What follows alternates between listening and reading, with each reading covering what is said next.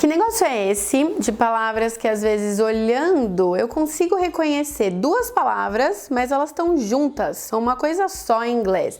Isso acontece bastante, né?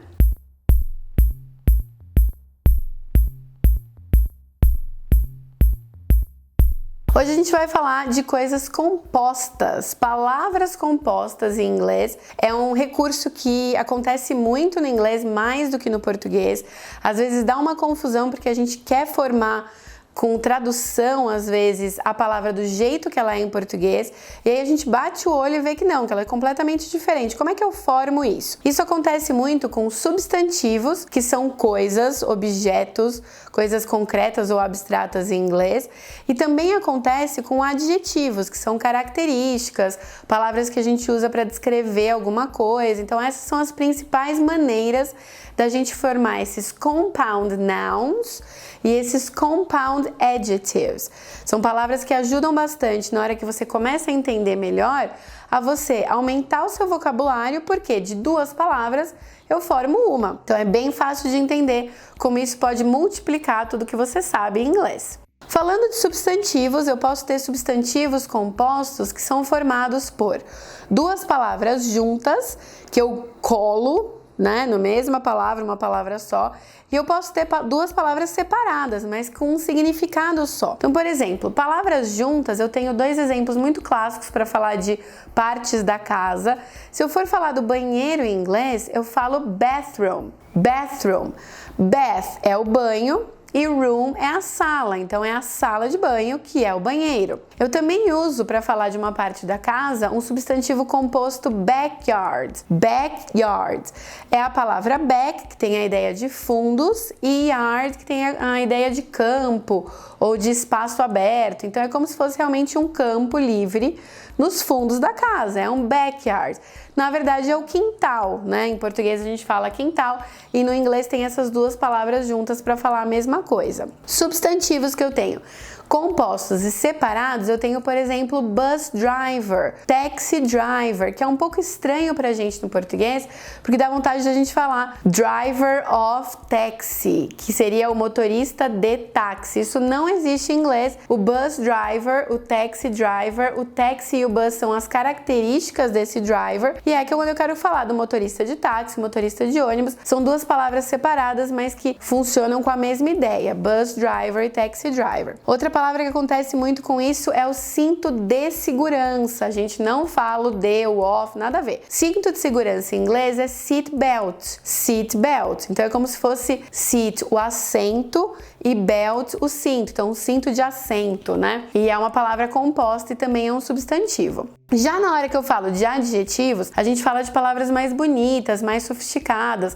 coisas que eu consigo até usar num nível mais avançado. São características que são formadas por essas duas palavras e são compound adjectives. Um clássico que eu uso bastante aí na hora de falar da internet é worldwide, os dois W's do www, da World Wide Web.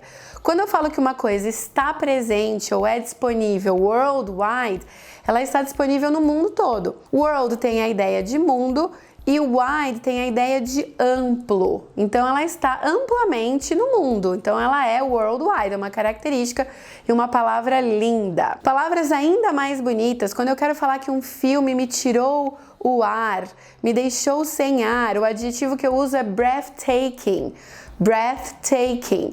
Então é a ideia realmente do taking no sentido de pegar e breath no sentido de respirar. Então tirou minha respiração. That movie was breathtaking. Então é uma palavra maravilhosa formada de duas palavras mais simples e que transformam nesse adjetivo. A última palavra, que realmente já é de um nível ainda mais avançado, quando eu quero falar que tem alguma coisa que cobre o mundo ou que cobre um grande espaço de terra, tem um adjetivo em inglês que é earth cloaking. Earth cloaking. Então, earth é a terra e cloaking é um manto.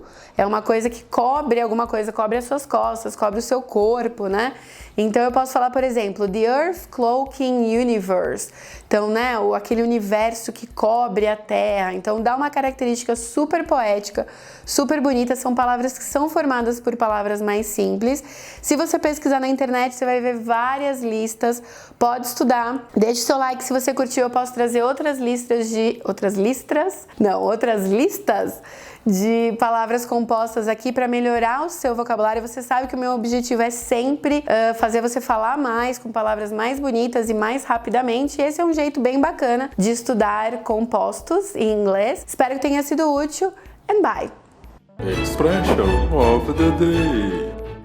E a Expression of the Day de hoje tem a ver com o rei do rock, o Elvis Presley. A expressão de hoje é Elvis has left the building. Elvis has left the building. Tradução ao pé da letra seria algo como Elvis deixou o prédio, foi embora do prédio. Então eu vou ter a ideia disso, eu posso usar essa expression quando eu estiver falando que alguma coisa acabou. Alguém foi embora, um palestrante já foi, ou a pessoa que eu queria falar não tá mais aqui. Dá essa ideia realmente de finalização. Então eu posso falar, por exemplo, no fim de uma reunião de negócios ou de uma conferência: Ok, guys, that's it for today. Elvis has left the building. Então, gente, é isso. Acabou por hoje. Vambora. Então tem essa ideia realmente de finalização. O Elvis é o Elvis, todo mundo sabe. E é uma expressão bem usada. Pode prestar atenção e colocar na sua lista de expressions of the day. And bye!